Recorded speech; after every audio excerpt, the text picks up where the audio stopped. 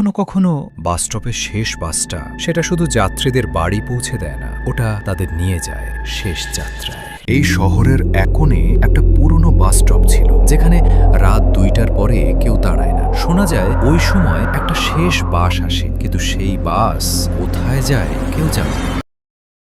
রাত 2টার শ্মশান বাস। সোনু সেই রাতে বাড়ি ফিরছিল দেরি করে। ঘড়িতে তখন রাত 1:50।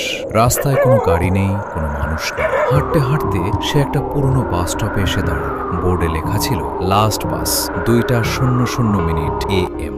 সোনু ভাবল ভালোই হলো, শেষ বাসটা পেয়ে যাব। ঠিক রাত 2টা বাজতেই দূরে একটা বাসের আলো দেখা গেল। ধীরে ধীরে বাসটা এসে থামলো, কিন্তু বাসটা খুব পুরনো, রং উঠে গেছে, জানলাগুলো ময়লা। দরজা খুলতেই একটা ঠান্ডা বাতাস বেরিয়ে এলো। ভেতরে মাত্র কয়েকজন যাত্রী বসেছে, সবাই চুপচাপ, কেউ কারো দিকে তাকাচ্ছে না। সোনু ভেতরে ঢুকে একটা সিটে বসলো। বাস চলতে শুরু করলো। কিছুক্ষণ পরে সে লক্ষ্য করলো বাসের যাত্রীরা সবাই খুব অদ্ভুত।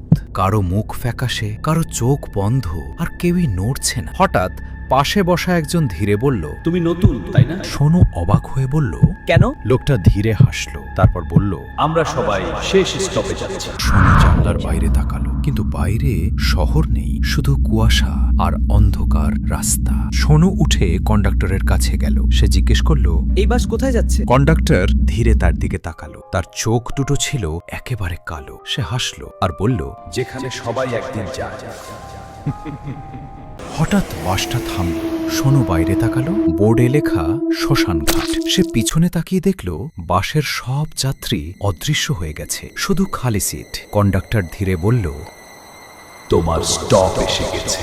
সোনু চিৎকার করতে লাগলো, কিন্তু তখনই সে দেখল রাস্তার পাশে একটা অ্যাম্বুলেন্স দাঁড়িয়ে, আর কয়েকজন লোক একটা স্ট্রেচারে করে কাউকে নিয়ে যাচ্ছে। সোনু কাছে গিয়ে দেখল স্ট্রেচারে শুয়ে থাকা মানুষটা সে নিজেই। কখনো কখনো বাস স্টপের শেষ বাসটা সেটা শুধু যাত্রীদের বাড়ি পৌঁছে দেয় না, ওটা তাদের নিয়ে যায় শেষ যাত্রায়। যদি ভিডিওটা আপনাদের ভালো লাগে তাহলে লাইক এন্ড সাবস্ক্রাইব অবশ্যই করবেন। তাহলে দেখা হচ্ছে পরবর্তী ভিডিওতে। ততক্ষণের জন্য টাটা।